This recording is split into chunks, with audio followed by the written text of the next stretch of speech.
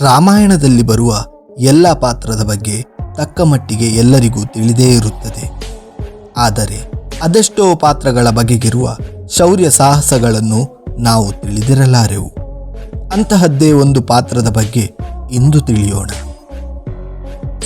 The ಫ್ಯೂಚರ್ಗೆ ಸ್ವಾಗತ. ರಾಮಾಯಣದಲ್ಲಿ ಅಪ್ರತಿಮನಾದ ಮೇಘನಾದನನ್ನು ಮರೆಯುವುದು ಅಸಾಧ್ಯ. ಇವನು ಇಂದ್ರನನ್ನೇ ಗೆದ್ದು ತನ್ನ ಪ್ರಚಂಡ ಅಸ್ತ್ರಗಳಿಂದ ಒಂದೇ ದಿನದ ಯುದ್ಧದಲ್ಲಿ ಸುಮಾರು 67 ಕೋಟಿ ವಾನರ ಸೈನ್ಯವನ್ನೇ ನಾಶ ಮಾಡಿದವ. ಅಂತಹ ದೈವಪುರುಷರಾದ ಶ್ರೀರಾಮ ಲಕ್ಷ್ಮಣರನ್ನೇ ನಾಗಪಾಶ ಬಳಸಿ ಮೂರ್ಛೆ ಬೀಳುವಂತೆ ಮಾಡಿದಾತ. ಬ್ರಹ್ಮನಿಂದ ವರ ಪಡೆದ ಇವನು ಮಹಾನ್ ವೀರನಾಗಿದ್ದ. ಮೇಘನಾದನೆಂದರೆ ಮತ್ಯಾರೂ ಅಲ್ಲ, ಲಂಕಾಧಿಪತಿ ರಾವಣನ ಪುತ್ರ ಇಂದ್ರಜಿತ್ತು. ಲಂಕಾಧಿಪತಿ ರಾವಣ ಮತ್ತು ಮಂಡೋದರಿಯ ಪುತ್ರನ ಬಗ್ಗೆ ಕೇಳಿದರೆ ಸ್ವಯಂ ದೇವತೆಗಳೇ ಭಯಭೀತರಾಗುತ್ತಿದ್ದರು. ಅವನು ಹುಟ್ಟಿದ ಕ್ಷಣದಲ್ಲಿ ಆಕಾಶದಲ್ಲಿ ಮೋಡಗಳು ಗುಡುಗಿದವು. ಸಿಡಿಲು ಬಡಿದಂತೆ ಪ್ರಪಂಚ ನಡುಗಿತು. ಭಯದ ಕಂಗೋಲನ ಹೊಮ್ಮಿದ ಕ್ಷಣಕ್ಕೆ ಆ ಮಗುವಿಗೆ ಹೆಸರಿಡಲಾಯಿತು ಮೇಘನಾದ, ಮೋಡದ ಗರ್ಜನೆಯಂತೆ ಧ್ವನಿಸುವ ಮಹಾಯೋಧ. ಬಾಲ್ಯದಿಂದಲೇ ಆತನು ತಪಸ್ಸಿಗೆ ನಿಂತ. ದೇವತೆಗಳು ತಡೆಯಲು ಮುಂದಾದರೂ ಅದು ಅಸಾಧ್ಯವಾಯಿತು. ಅವನ ತಪೋಬಲದಿಂದ ಮಹಾಶಕ್ತಿಯಾಸ್ತ್ರಗಳಾದ ಬ್ರಹ್ಮಾಸ್ತ್ರ, ವೈಷ್ಣವಾಸ್ತ್ರ, ಪಾಶುಪತಾಸ್ತ್ರ ಹಾಗೂ ನಾಗಪಾಶಗಳಂತಹ ಅನೇಕ ದಿವ್ಯಾಸ್ತ್ರಗಳನ್ನು ತನ್ನದಾಗಿಸಿಕೊಂಡನು. ಜೊತೆಯಲ್ಲಿ ಮಾಯಾ ಯುದ್ಧದಲ್ಲಿಯೂ ಕೂಡ ನೈಪುಣ್ಯನಾಗಿದ್ದನು. ಒಮ್ಮೆ ರಾವಣನು ದೇವತೆಗಳೊಂದಿಗೆ ನಡೆಸಿದ ಯುದ್ಧದಲ್ಲಿ ಬಂದಿಯಾದನು. ಆಗ ಮೇಘನಾದ ತನ್ನ ತಂದೆಯ ರಕ್ಷಣೆಗಾಗಿ ಸ್ವರ್ಗದ ಮೇಲೆ ದಾಳಿ ಮಾಡಿದ. ದೇವೇಂದ್ರನನ್ನೇ ಸೋಲಿಸಿ ಬಂಧಿಸಿದ. ಇಂದ್ರಲೋಕದ ಸಿಂಹಾಸನವೇ ನಡುಗಿದಾಗ ದೇವತೆಗಳು ಶರಣಾದರು. ಆಗ ಇವನ ಶೌರ್ಯವನ್ನು ಕಂಡ ಬ್ರಹ್ಮನು ಇಂದ್ರಜಿತು ಎಂಬ ಬಿರುದನ್ನಿಟ್ಟರು.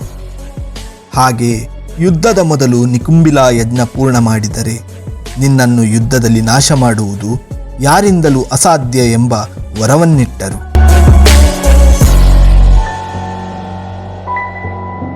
ರಾಮನ ಸೇನೆ ಲಂಕೆಗೆ ಬಂದು ತಲುಪಿದಾಗ ರಾವಣನಿಗಿಂತಲೂ ಹೆಚ್ಚು ಭಯ ಮೂಡಿಸಿದವನೇ ಮೇಘನಾದ. ಮಾಯಾಜಾಲದಿಂದ ಲಕ್ಷ್ಮಣನಿಗೆ ಮರಣದ ಬಿಸಿಯನ್ನೇ ತೋರಿದ.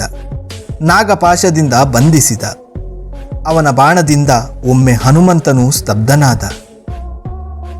ಅವನ ಕೊನೆಯ ಯಜ್ಞದ ಸಂದರ್ಭದಲ್ಲಿ ಯಜ್ಞ ಪೂರ್ತಿಯಾದರೆ ಯಾರಿಗೂ ಅವನ ಮೇಲೆ ವಿಜಯ ಸಾಧಿಸಲು ಸಾಧ್ಯವಿಲ್ಲ ಎಂಬುದನ್ನರಿತು ಲಕ್ಷ್ಮಣನು ಬಂದು ಯಜ್ಞವನ್ನು ಭಂಗಗೊಳಿಸಿದ.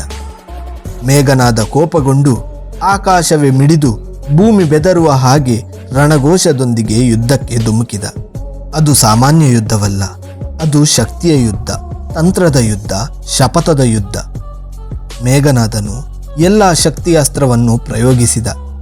ಆದರೆ ಲಕ್ಷ್ಮಣನು ಪ್ರತಿ ಬಾಣದಿಂದ ಧೈರ್ಯವಾಗಿ ಹಿಮ್ಮೆಟ್ಟಿಸಿದ. ಕೊನೆಗೆ ಲಕ್ಷ್ಮಣನು ಇಂದ್ರ ನೀಡಿದ್ದ ಅಂಜಲಿಕಾಸ್ತ್ರವನ್ನು ಹೂಡಿ ಮೇಘನಾದನನ್ನು ನೆಲಕ್ಕುರುಳಿಸುವನು.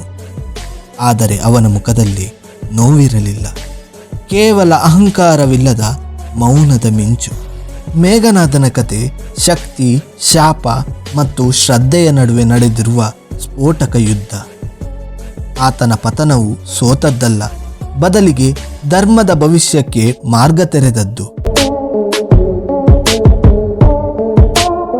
ಇಂತಹ ಧೀರ ಅಸುರ ಕುಲದಲ್ಲೇ ಹುಟ್ಟಿರಲಿಲ್ಲ.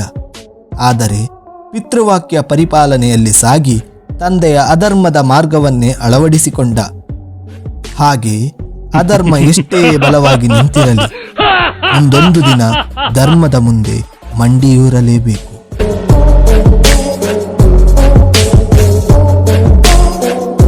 ಮುಂದಿನ ವಿಡಿಯೋದಲ್ಲಿ ಮತ್ತೆ ಸಿಗೋಣ. ನಮಸ್ಕಾರ.